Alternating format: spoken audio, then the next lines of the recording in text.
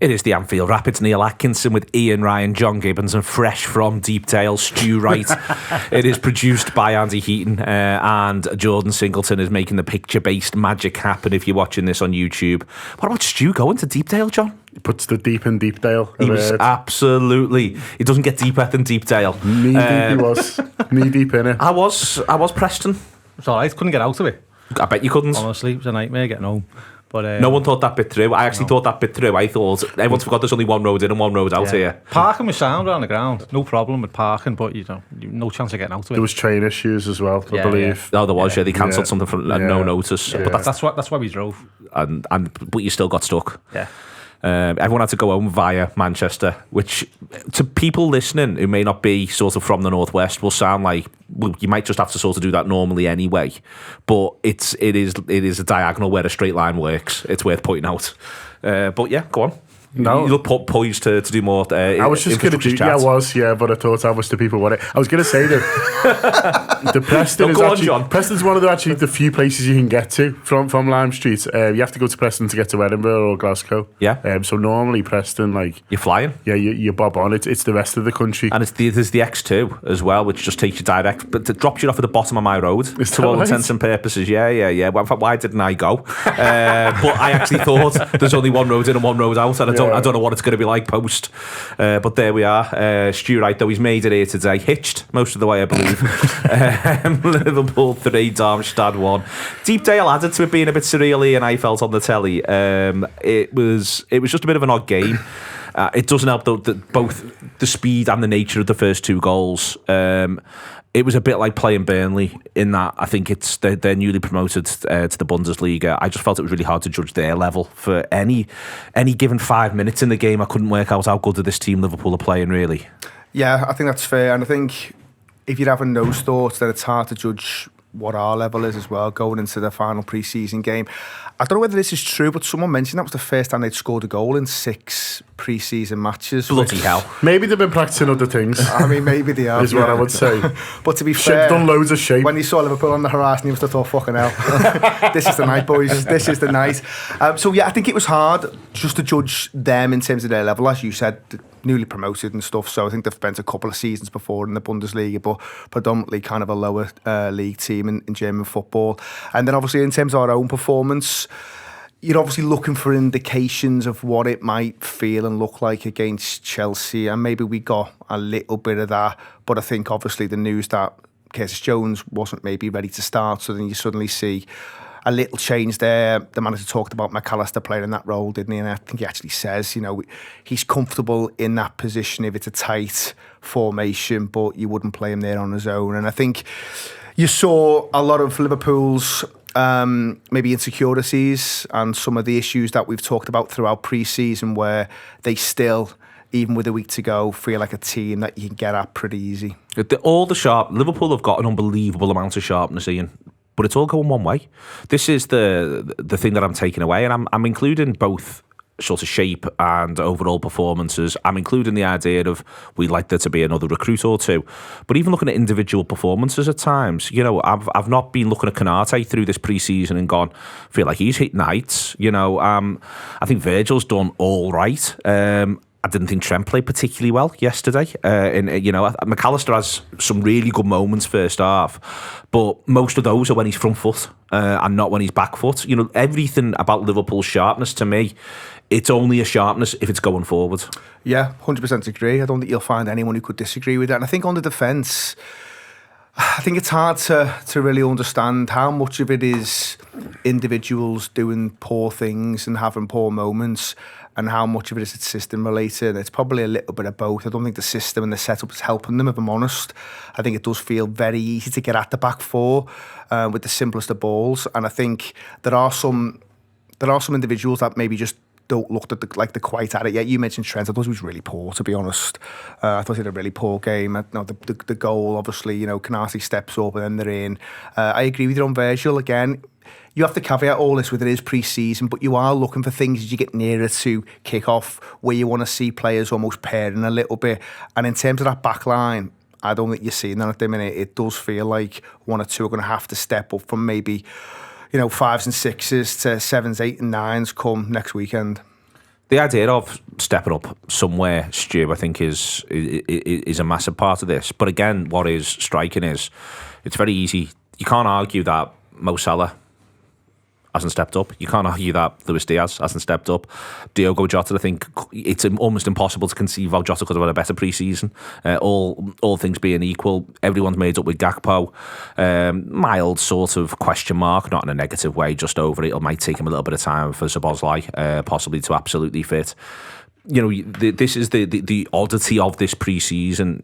I don't think I can ever remember one where it's as pronounced. Basically, all the players who are playing really, really well playing attacking positions. Yeah.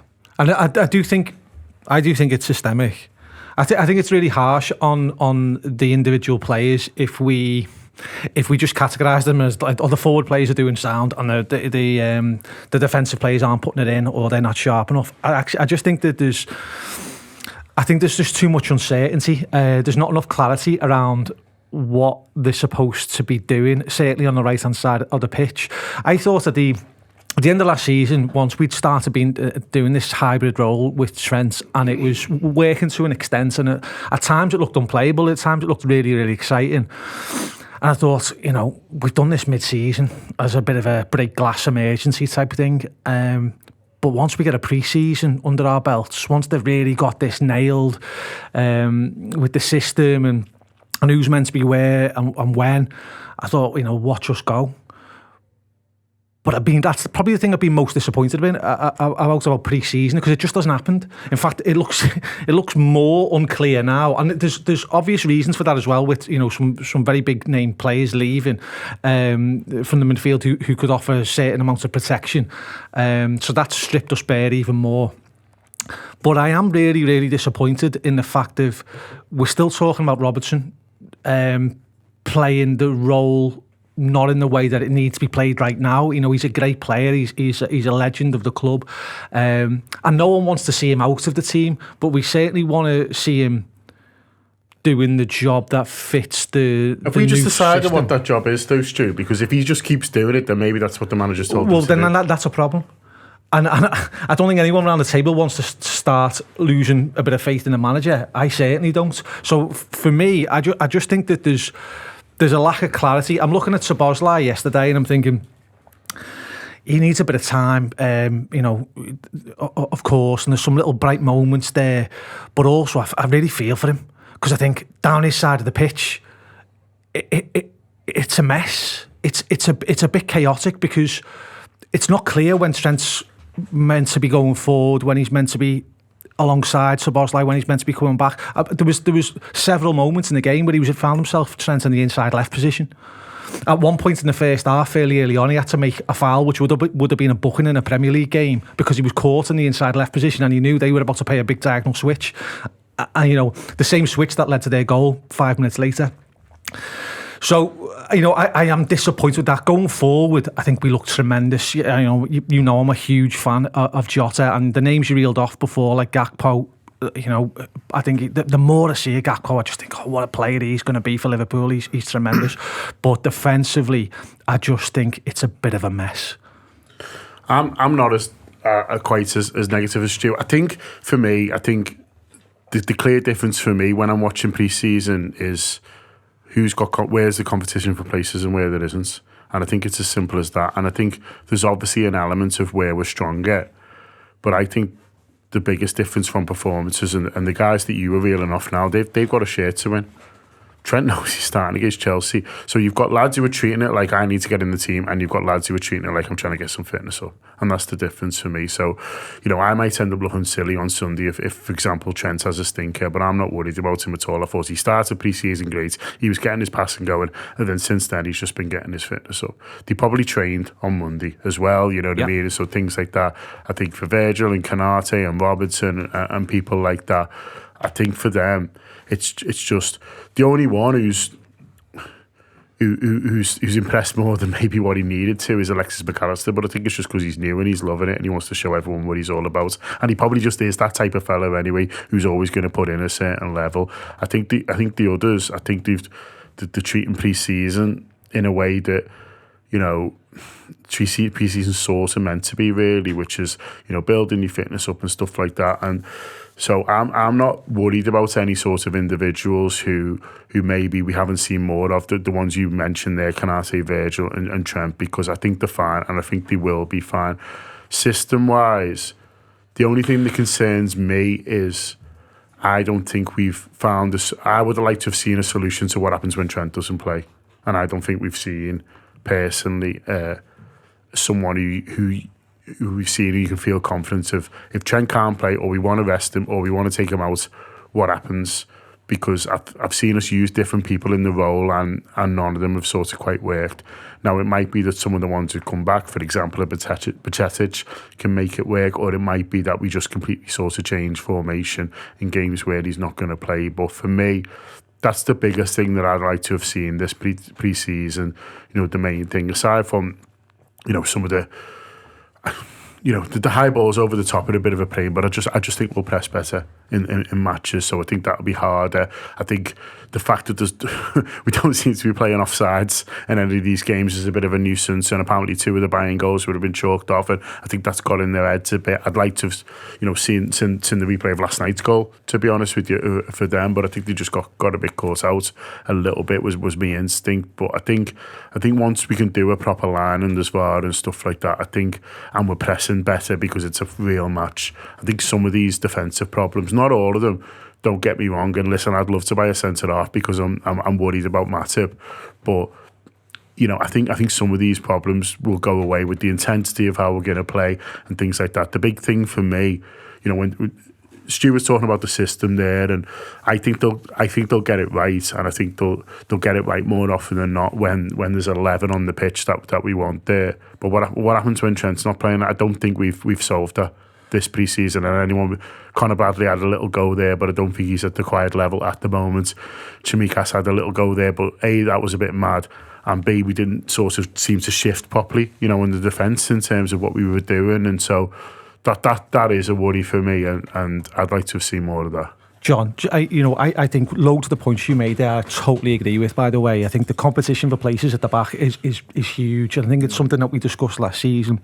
I do think as well what you're saying about pre-season and then feeling the way in. I think the offside's a really good point as well. But you said there, which again I think is valid, around what do we do when Trent's not available, what Trent's not there. But my thing as well as that is also what we're doing when he is there, because as you said there on your last point there, what you said is a worry, and this is the thing that I just keep coming back to, is the shape, the defensive shape with this system, with Trent there, and Trent is brilliant. Trent is an unbelievable, probably or quite possibly our best player. Yeah, someone who's going to be incredible for us for years to come and has been through his career. But the way we're utilising him and how that's having a knock-on effect on the rest of the defence and the rest of the team, and how they're not adjusting shape-wise to that, is a massive problem to me. And the thing is as well, when I look at when we played that team last night, I can never say the name. Not Preston. Darmstadt. Yeah, when we played them last night, they're not thinking, by the way, when they're setting up for that game, they're not thinking about exposing us down that side. They're thinking about their pre-season. They're thinking about getting their own shape and all that. Yeah. But when 3 points are at stake every week in the Premier League, I can guarantee you that every single team playing against us will be. We've got a massive bullseye on our backs down that side of the pitch, on a diagonal switch, or even just a straightforward clip over the top down the right-hand side channel. And I think, you know, I think it could be both sides, Stu, because Robertson is playing really aggressively, and I refuse to believe that's not what the manager wants. I refuse to believe that's not what the manager wants. There's been no point where he's tried to change that. No, or he looked like he shouted at him and said, "Drop back in, will you?" If I think about let's talk about, you know, if we want to be going for the title. So if we talk about Manchester City or Arsenal, just for example, because they finished top 2 last season. If I think about, if I'm setting up against them, how I'm going to score goals against them. As a coach, you think, I've got to think about this. It's not completely obvious. We've got to think about this, and we're going to have to work the openings.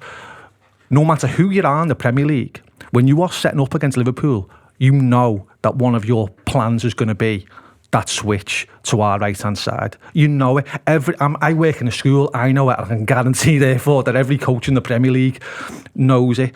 And I just think we've got it, until we get a grip on that, one way or another, and I'm fine with Trent playing in this position and playing in this hybrid, but we've got to adjust accordingly then. Whether it's tactically or whether it's personnel, but we've got to adjust accordingly. Otherwise, we're going to go into the Premier League season with a bullseye on our back, and most of the times, we'll get away with it. But we won't get away with it currently enough times to win the league, and that's where I'm at. Yeah, interesting. I mean, whether we get away with it most times, I'm sure we will, because we'll probably pick up more points than we lose. But I do think there will be a lot of games where Liverpool, and I've said it on other shows, they'll get punched on the nose. You mentioned it about Robertson still bombing on. I'm sure there was a direct quote from the manager not that long ago where he spoke about if Trent's going to be that far up the pitch, then there's no way you can have your left-hand side replicating that, and therefore Robertson will have to kind of, take a position where he's slightly deeper. But I'm not really seeing it. I am seeing him far too often still operate like an orthodox fullback and just bomb on. And then that is causing Liverpool, further problems. And I think if you are going to play this system, you do have to have the right players. And, we can talk about, Stu mentions there, Liverpool decided to do it partway through a season. And I think, all in all, I pretty much think that worked to a large extent. Liverpool going a decent run, get a lot of results, but other teams will now have seen that, and they'll have the data and they'll look at it and go, right, if this is what Liverpool are doing. Not just against us, Brighton play a bit like that, Arsenal play a bit like that, Newcastle play a bit like that, City play a bit like that. Not everyone does it the same way. Newcastle have Dan Burn, but they have Trippier on the overlap, who plays like an old traditional attacking right back.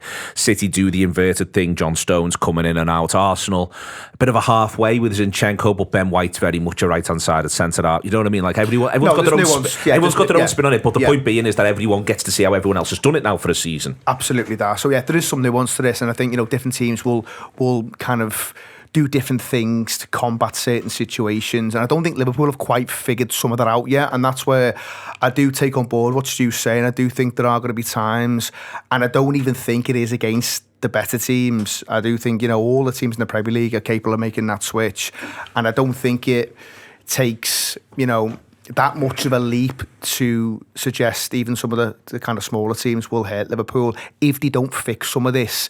And I know it's pre-season, I take John's point, and some people will be treating pre-season differently. You're working up to something.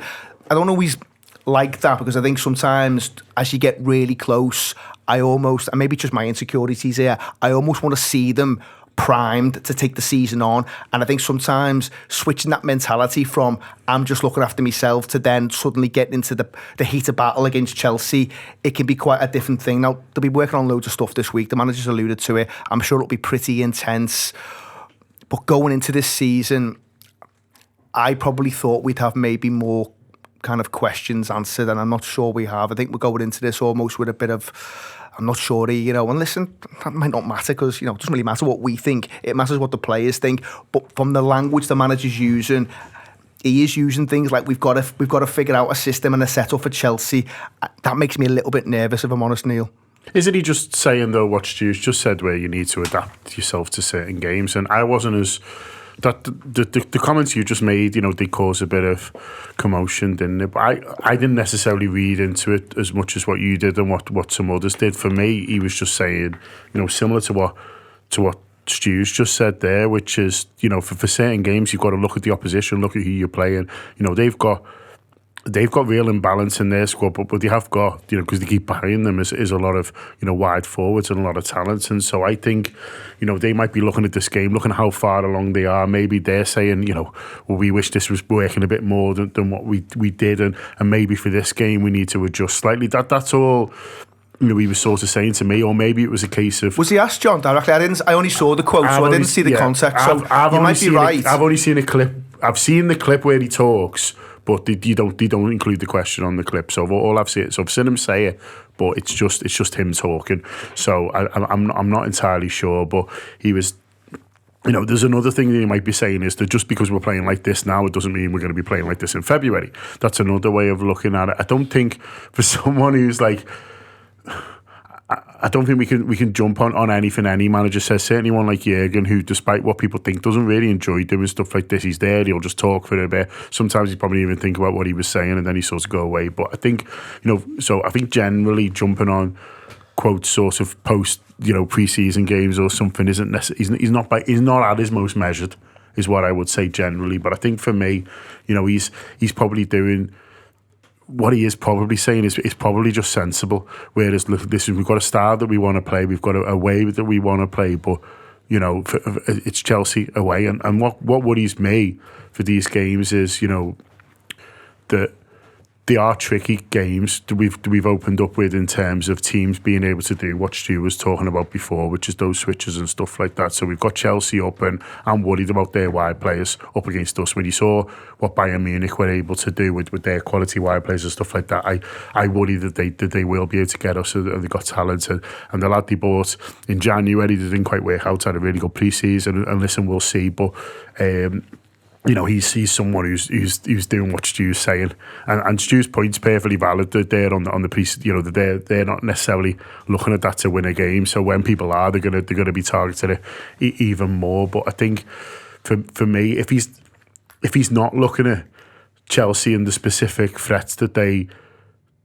pose, and where we are a team at the moment, and the fact that everyone's still hopeful of getting players in, but they're not going to be ready for the weekend. If he's not looking at that and even talking about making slight adjustments, then he's not really doing his job, I wouldn't say. And so I wasn't necessarily concerned about that. For me, it's looking at how are Liverpool going to exploit what they do, and there's loads of ways that we can do that. But these early games are a little bit dangerous for us in terms of the entire season if we're not careful, because if they go to Chelsea and all these gaps happen and it's the worst case scenario and they're just finding that ball, and they're getting in and we get beat, and then Bournemouth can be tricky. We were talking about this last night, Neil, weren't we? Bournemouth can be tricky because they're really attacking manager going to be really bold. They're going to come and have a go, and then there's the Villa caused us a lot of problems last year.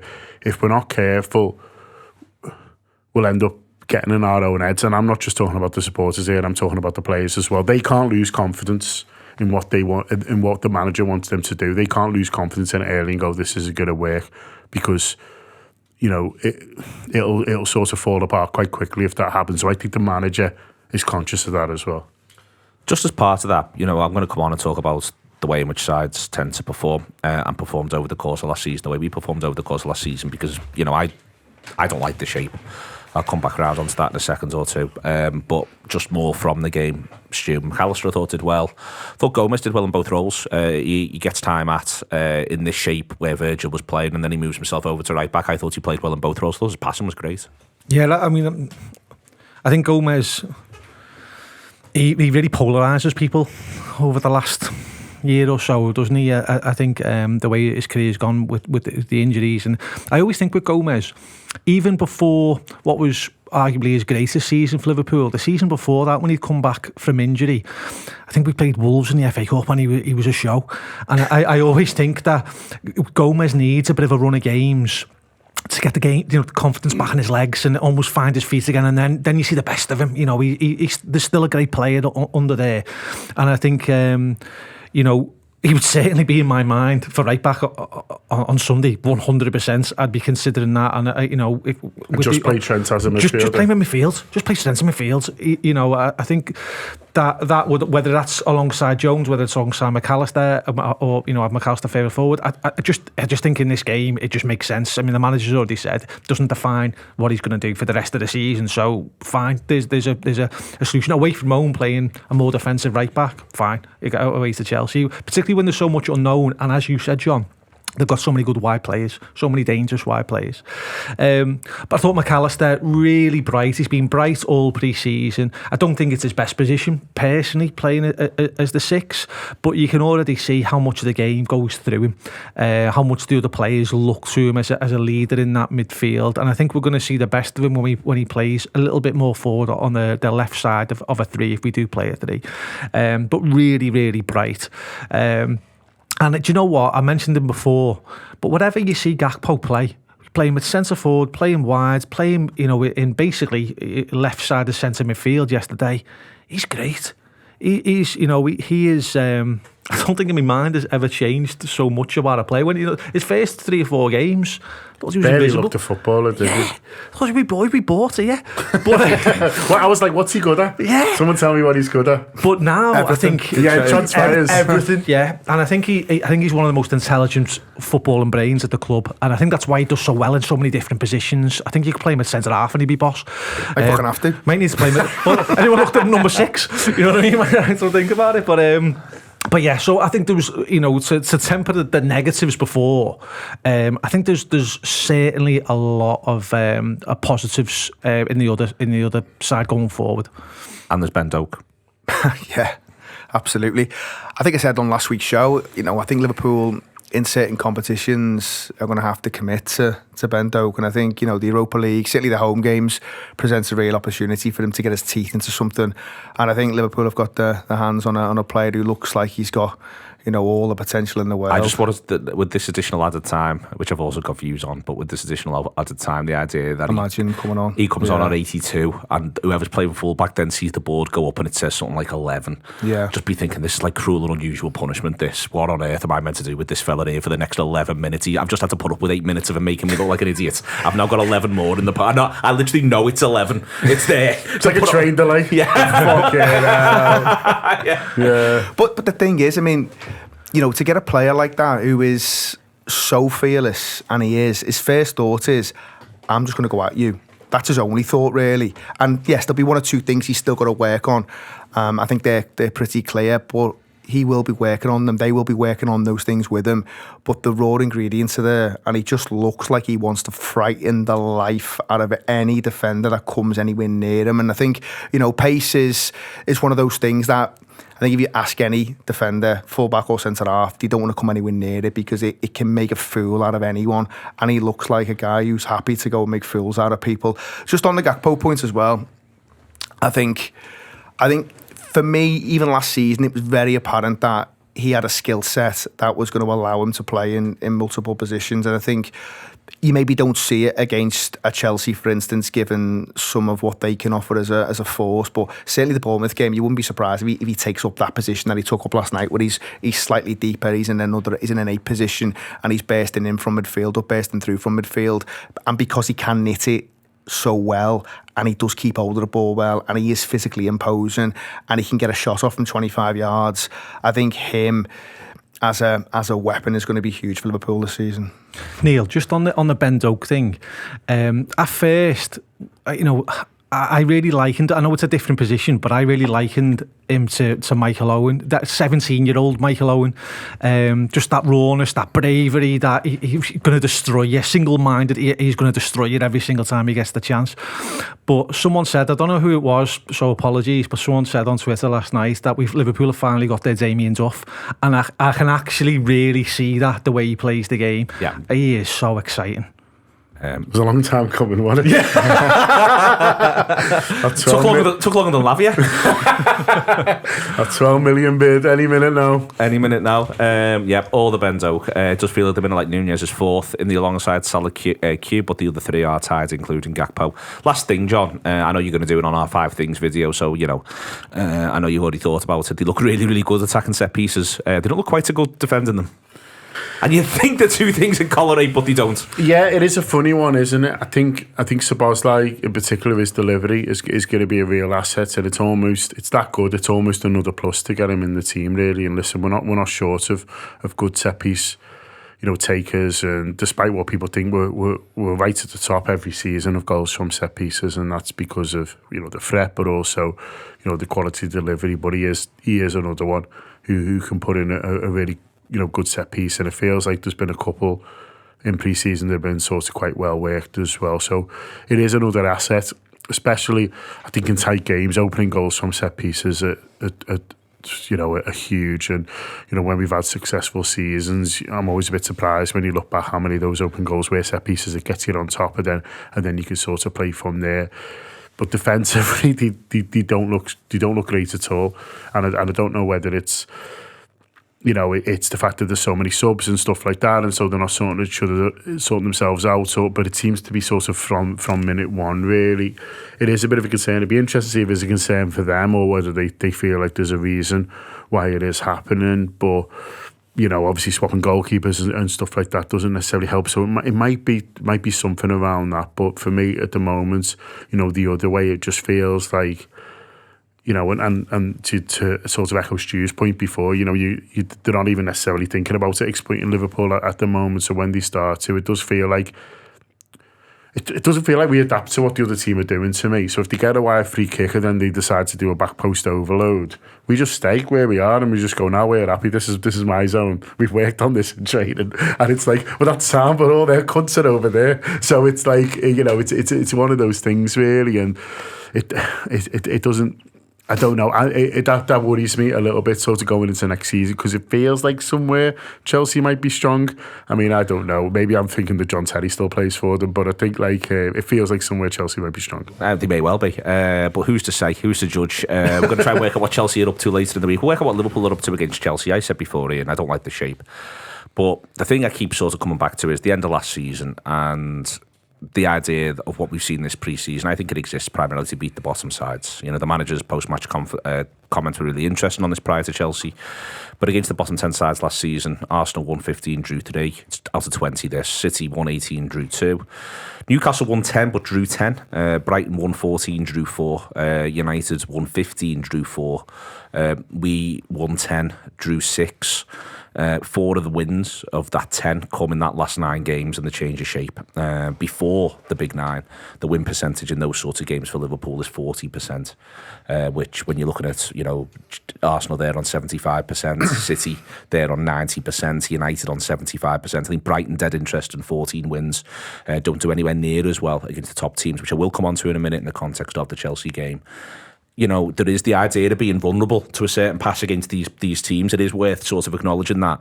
But the best way to beat them is to put them to the sword. And this is what I'm trying to give me self-confidence with going into the new campaign, because, you know, we weren't good enough home or away in terms of creating chances against many of those sides. West Ham at home is a really good example of a game where we look like we're in the ascendancy, but then we just stop creating, but we still win it anyway. You know, I'm quite, this is what the point of this is. You know, I think that's been the point of this pre-season. Now I look at it in the round, I could be wrong.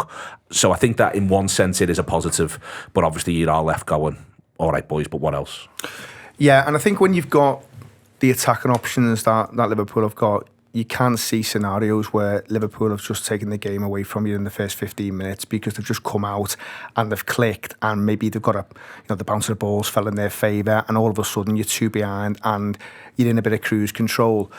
But if you don't get the first goal, I think that's where I'd start to get a little bit concerned. If you're going to give people encouragement, and we've spoken on lots of shows about giving teams encouragement, and Liverpool did it far more than you ever thought they would do last season. If you are going to go behind to some of these teams, then all of a sudden there is a different game of football, and they'll sit in, they'll make it more uncomfortable, especially away, and especially away from home. Yeah, so I think at Anfield you'd back them to find a way, and they have got this array of attacking talent that very few teams in Europe, you'd have to say, I've got the ability to call upon some of the players that we've got. It is a frightening set of players, and they can all interchange. And you've got the Ben Doak option as well now, which feels like it's maybe accelerated a little bit in terms of what his level might be. But yeah, I think Liverpool's performance last season against some of those poorer teams, it's pretty striking. You've got it written down there. You can't believe how bad they are at times. And yes, they do find themselves a little bit. So maybe when you talk about system and shape, maybe it is geared up for that. Thinking about what Stu said, I wouldn't be against that setup that he talked about for Chelsea. Now, I think there is a Joe Gomez thing where we're all a little bit scarred by some of his performances over the last 2 years, because he was a great centre-half. Going back 2 years previous to that, 18, 19, 20, looks like he's got everything, and then the injuries have taken the toll. We've all had different discussions on Joe, and it's hard to know what his level is. But I think for that game, maybe when the manager is talking about solutions and options, maybe he is just thinking it's horses for courses, this one, boys, and we're going to have to go in and be strong and be a bit more harder to get in behind, and we'll play a lad who's a bit more kind of defensively minded, and we'll throw Trent into the middle of the park.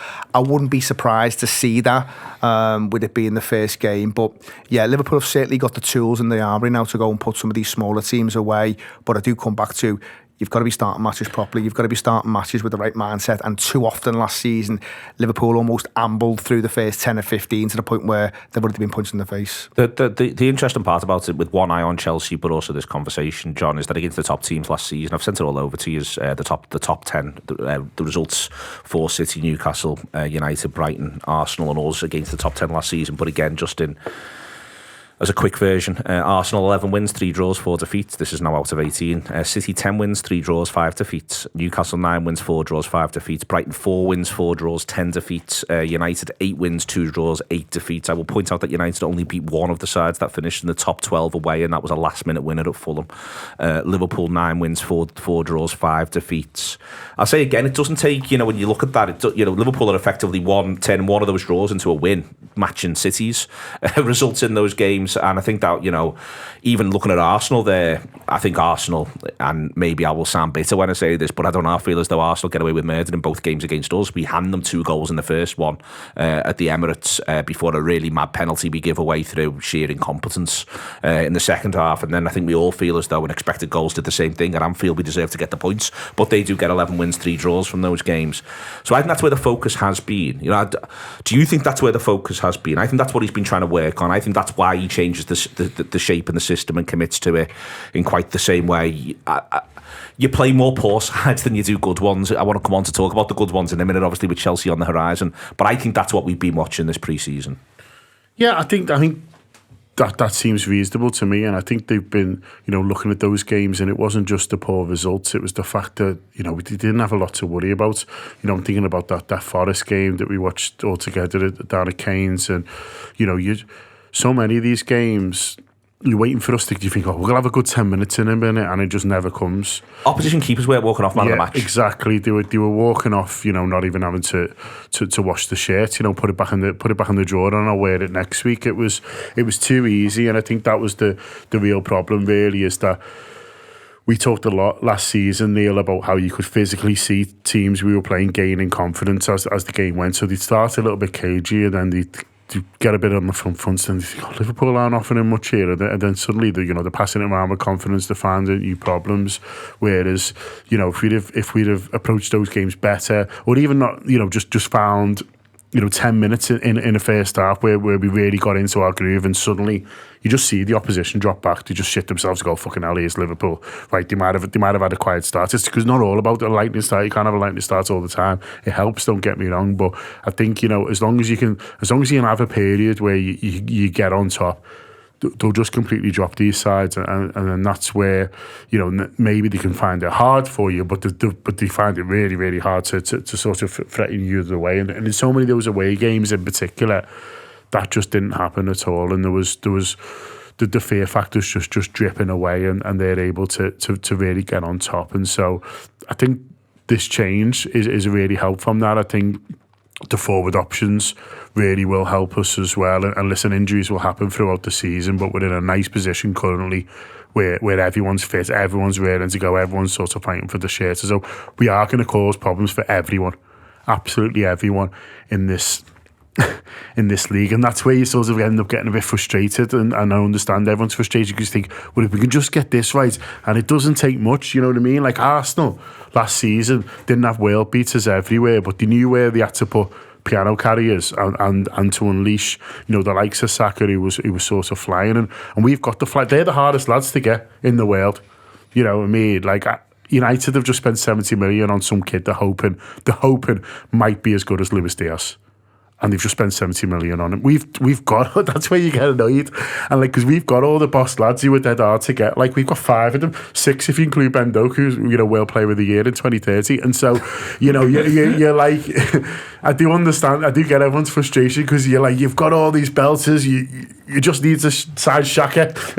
And it's like, and we're like, oh, it's hard, there's not many 6s. And I'm like, I know, but do you know what I mean? You just need to. Everyone who plays 5-a-side at our age thinks they're a 6. Just get one of us. I am almost backing myself to do a job at the moment, and as I say, we've got a great keeper, and we've got these 2 centre halves who again are the envy of the world. Yes, you'd like another one, but we've got Trent, who's this incredible sort of playmaker. We've got all the ones that are dead hard to find and get, and you just just get some other lads who are going to make things easier for them, and the fact we can't do that just leaves you scratching your head. We're going to do about another 10 minutes, 12 minutes, maybe a little longer. I'm just conscious I've got a review afterwards. So I want to talk about both transfers and Chelsea, but the order will obviously make a difference. I think everyone feels vulnerable. Everyone here feel a bit vulnerable, like going into the first game. Yeah, you don't know what's going to happen. So who wants to talk about transfers or Chelsea? George, do you want transfers or Chelsea? Chelsea. And transfers or Chelsea? He's not fucking abstaining. Stu, transfers or Chelsea first? Chelsea. I'll do Chelsea. Yeah. Chelsea, we're going to start. All right, we'll start at Chelsea. The manager wants to build a side for the challenge, Stu. I want to come on to that. I actually think last season, I think we do an all right job at that. I think we do that away at Spurs. I think we do it away at Newcastle. I think we do it away at Villa. I don't think we play in a way that you go, that's the way we then played for the game before or after. And I think that, there's more than just those ones as well, but against the better sides. The other thing I am going to point out, which will do everyone's heads in, but that last season City only get 2 wins away from home against the top 10 in 9 games. They only win 2. Now there's a bit of mitigating circumstances around Brighton and Brentford, but they get beat by Brentford at home. The Chelsea game for me, the manager wants to build a side for that challenge. I like his use of language, but everyone's head fell off because as far as I'm concerned, that's what you do when you go to a good side. You don't go, we just completely play our way and we set our stall out and this is what we do because we think we've got all the fucking best players. If you do that, you're going to be naive. Guardiola picks a team for purpose when he comes to Anfield. This is what you do. Yeah, I think the game, to be honest, I think depending on how we set up and depending on the mentality of both teams, because both teams might be really bang at it for this. If you think about it from Chelsea's point of view, it's their first home game with a new manager, and by all accounts, I think they've had a good pre-season, and no one knows what they're going to be like. They keep signing fellas who I've never heard of, and I just think they're going to be a completely. They're likely to be a completely different outfit than they were last year. And so you'd imagine they'll be up for it. You go away from home at anywhere, first game of the season, and the crowd are right behind the team. It's 4:30 kick-off on the Sunday, so it's the big game. So you'd imagine they'll be going for it. And Liverpool, the way they're playing currently, the only way is forward. The only way to combat that is to go for it. So if it's a game like that, I wouldn't be surprised if it ends up 4-4. To be honest, I'll be sizing up the odds on 4-4.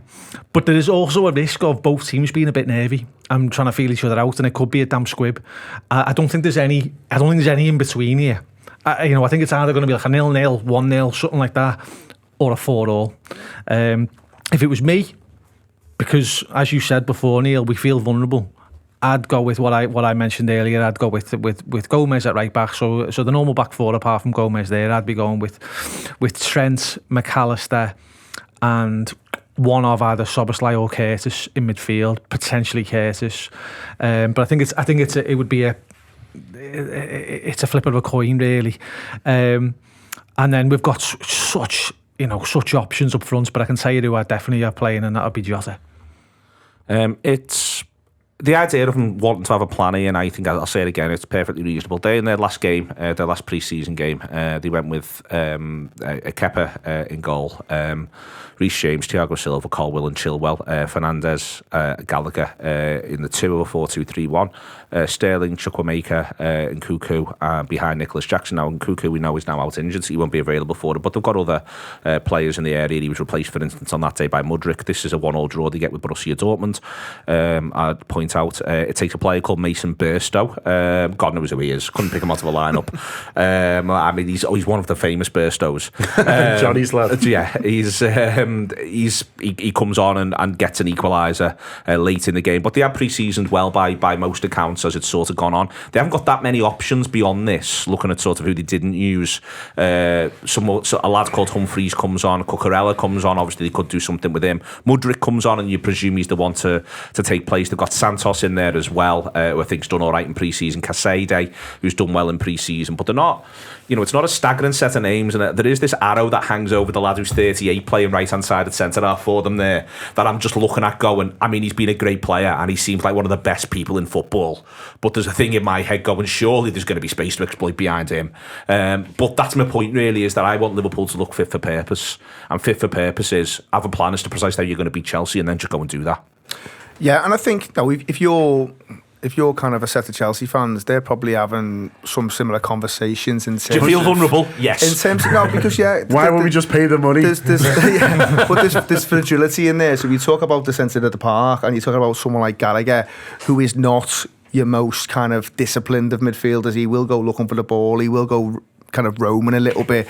You can imagine a scenario where Liverpool are getting in and behind him. He might not start now, and if he can do the Casido thing, because obviously he is what you would deem kind of Premier League ready. He's played obviously for Brighton, and he's kind of, you know, bells and whistles. He could probably go from the minute you bring him in. I'd imagine, given the kind of options they've got, if they were to get that over the line the next 24, 48 hours, you'd probably see him start, even though the manager in an ideal world would want to probably do things with him and get him used to his teammates, all that.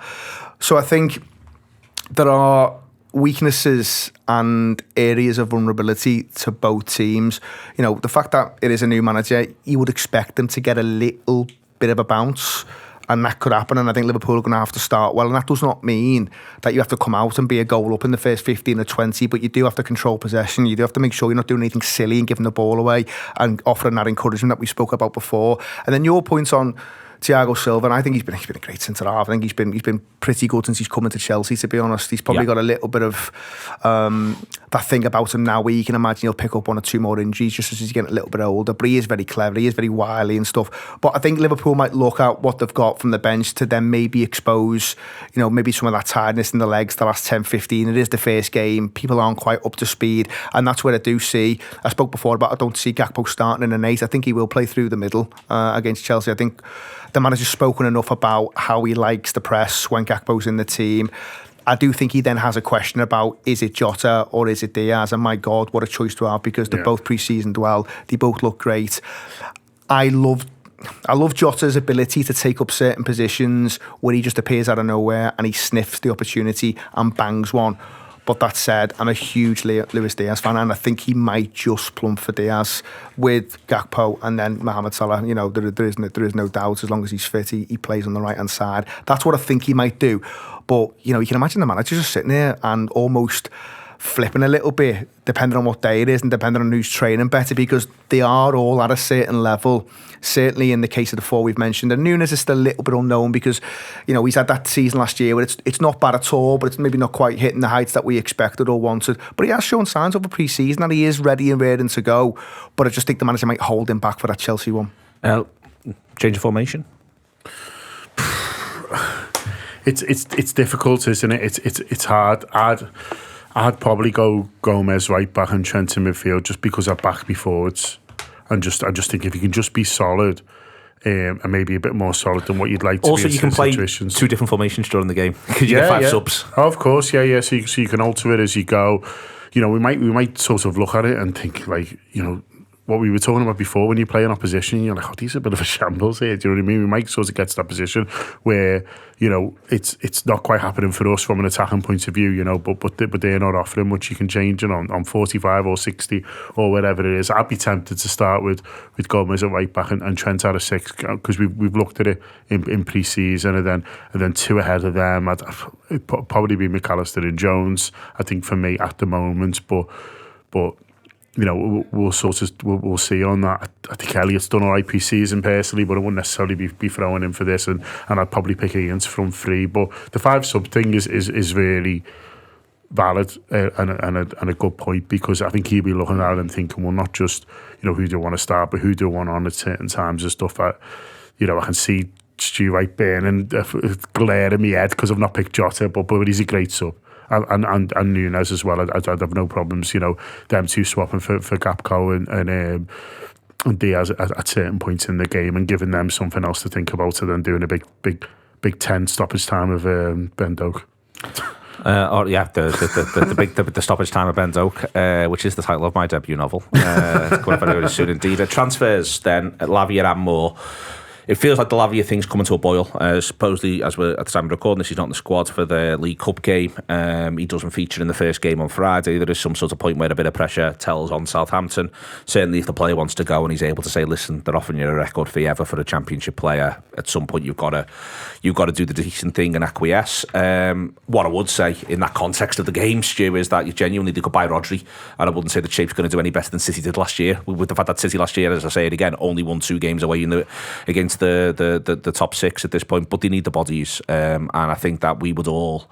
Like I'm all for. I'm going to say it again. I'd love to see them do 2 midfielders and 2 defenders from here. And what's frustrating me on the Lavia thing more than anything else isn't that I don't think Lavia will get done. It's that Liverpool appear to think, and I want to be clear about this because other clubs appear to do the same thing when you look at it. But we live in our Liverpool bubble. They're doing one deal at a time. So can you get the fucking Lavia one done, please, so we can get on with the next 2 or 3 I'd like to see them do, because I don't want the Lavia one just to drag and knock onto the others, so fucking hurry up. That's exactly where I'm at. I was saying the same thing last night. Time's ticking away here, and we've got other business to do. You know, I just think that there's so much. This is dragged on, and you know, fair play to Jason Wilcox, who's making a name for himself as the Southampton's director of football, but you know, we've played into his hands, and we just really need to just bite the bullet and get this done. If this is a lad we want, we know the fee. Stop messing around, just pay it, and let's just get on with it, because the other business is urgent. And what I'm worried about particularly, and I'm worried for the player Lavia, because if we don't get other business done, good business done, that rectifies some of these problems, I think there's the combination of the time that this is taken to do, the fact that we've got such a glaring tactical setup problem, and then he's the only one brought in as the solution. I think the pressure on him to be everything is immense, and he's a young player. I don't think we can, of what I've seen, if it continues and it doesn't work, you know, and it might not do because of what John said before, but if it continues like this, they could buy fucking peak Franz Beckenbauer and it's not going to fix it. So I'm not putting any pressure on Lavia, because what I'm looking at doesn't get fixed by one footballer, and I like they could buy Fabinho in his pomp. It's not fit. If they're going to keep playing this way, they can buy Rodri, like I said before, who I think is currently the best one on the planet. I don't think that's fixing it either. I think that you'd end up with so much pressure on some of these players, and City do this with 4 centre-halves behind Rodri, who's half a centre-half, whereas we're doing it with 2 centre-halves, and that's where you wouldn't mind seeing another player come in possibly to give them that option, but park that even for a minute. I feel a bit like, for me, I'm not putting him under any pressure at all, I'll be honest. I don't think he's fixing anything overnight if we're going to keep playing like this and doing the same stuff. I literally don't think there's been a footballer who's ever lived who fixes it. I completely agree, and certainly not this one. This is a young kid who's still got loads and loads of development left to do. He's got great potential, there's a very high ceiling and all that, but you look at him statistically where he was in the Premier League last year as in the general defensive midfielder qualities, he's not a standout, because he's in the early stages of career, but everyone can see the ceiling that he's got, so he's not going to come in and solve these problems. So I'm completely with you. Can we just get on with it, please, so we can actually do the business that will potentially help and sort out the real problems. Other thing that's interesting is Fluminense play this Libertadores game tonight. That kicks off at 11 p.m. This evening. If they go out of that, I mean, I'm not going to talk Fluminense's season down. Fair play to them, good set of lads. But it means they haven't really got anything active to play for. They're unlikely to win the Brazilian League from there. I do wonder if there might be some movement on that as well after that game's been completed. Yeah, maybe. And he's not going anywhere whilst they're still in that competition, I don't think. And they do need more than one. Listen, I'm finding it hard to square some of this. I think if you'd have said to me after the Southampton game at the end of last season that would be sitting here on the 8th of August and Liverpool have let 7 go and only 2 have come through the door, I'd be like, what the fucking hell's happened there? What has happened there? Because and the third we're trying to get to that lad who just passed to us to score. Because that's not what anyone was expecting, and I do think somehow, and it's happened across a number of windows where expectations somehow get managed and lowered and kind of watered down a little bit, and I've never really liked that, to the point where now you're thinking, you're almost like, in a way, happy if you get 1 or 2 through the door, when actually I'm not even sure that's the bare minimum I was expecting, to be honest. I was expecting, before even the Henderson and Fabinho stuff happened, I was hoping and expecting that they'd bring in 3 midfielders, because there was loads leaving and we knew 1 or 2 others might follow as well, and then some defenders, and that feels difficult to achieve now. And people keep saying, yeah, but if you signed Lavia a week ago, he still wouldn't have started against Chelsea. That may be the case, but guess what? There's more fucking games coming up. They play Newcastle 2 weeks after that, and the manager's already said he likes players in early. He likes them in early. He likes to work with them, and he wants them in so he can integrate them with other footballers. And we seem to have failed that again. We seem to have failed on that again, I should say.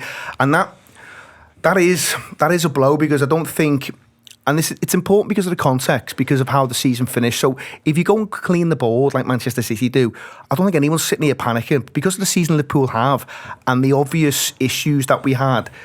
we felt that we had to get off the mark nice and quick and give everyone the best possible chance to put some of those wrongs right. Now, Liverpool haven't helped themselves because of what they've got themselves into by not buying last year. It's put them under a huge amount of pressure this season where clubs know. They know they're weak and they know they can hold out, and Liverpool will probably have to go on hands and knees and just end up paying the money that Southampton want because they've had the 3 bids knocked back. It's taken 2 weeks to get to this point. 25th of July, first one goes in. Again, I'm fine with playing the long game if you can afford to play the long game, but the manager wanted these players in a bit sooner, so doing 3 bids over the course of 2 weeks, if not a bit more, doesn't feel very productive if, like you say, Neil, they only seem to be able to do one thing at once. Now, they'll probably say, well, that's not the case, but it certainly feels that way. And by the way, no one's forcing you to sell Henderson and Fabinho, and you can talk about great money for them, and it is good money, especially for Fabinho, 40 million for the lad who's had his best years. But my fucking God, if you're going to let him go through the door, there has to be a plan where someone comes in almost immediately, or guess what? You don't let him go out until someone comes in. Well, that's the thing, Ian. I was going to say, you could start Fabinho against Chelsea and then sell him by Newcastle if you wanted to. So Liverpool have just put themselves under more pressure again by letting those two go out the door, and other clubs go, fucking hell, they're really desperate now because 2 of their experienced players, and you can have a conversation about where they are in terms of their level, but guess what, they played loads of minutes last year and Liverpool relied on them to play lots and lots of football matches. So again, they've put themselves under unnecessary pressure where now they're having to look at other options that can take to the pitch in those first few games. And listen, seasons aren't decided by the first game or the second game, but you do want to start well. For everyone who's involved in this, players, manager, fans, on the back of a poor campaign, you want to start well. It is important that you don't suffer any unnecessary defeats, and it just feels to me like they've put themselves under undue pressure again. Okay, thank you very much indeed to Ian, to Stu. Could have got one of them big goodbyes after Bournemouth, couldn't he, Fab? That would be nice, actually. Would have been good. Ian and Stu and John, Andy for producing, and Jordan back there as well. Listen, this is our last ever show on Audio Boom, which ends a 12-year partnership that started today. This is 12 years of the Anfield Wrap, which, I mean, it certainly doesn't make me feel young. And it's best viewed as something that's somewhat terrifying, but Audio Boom have been absolutely brilliant for us. There will be a new provider, and we will talk about that as and when it happens. But we just want to say a huge thank you to all the team at Audio Boom in the UK, led by the marvellous Mike Newman, who's been a support for me and for the Anfield Wrap for the last 5, 6, 7 years or so. They've been great, and I'm certain that one way or another we will all work together again. That's the way in which this stuff works. But thank you very much to them. 12 years of the Anfield Wrap. It's been genuinely an absolute pleasure. See you later.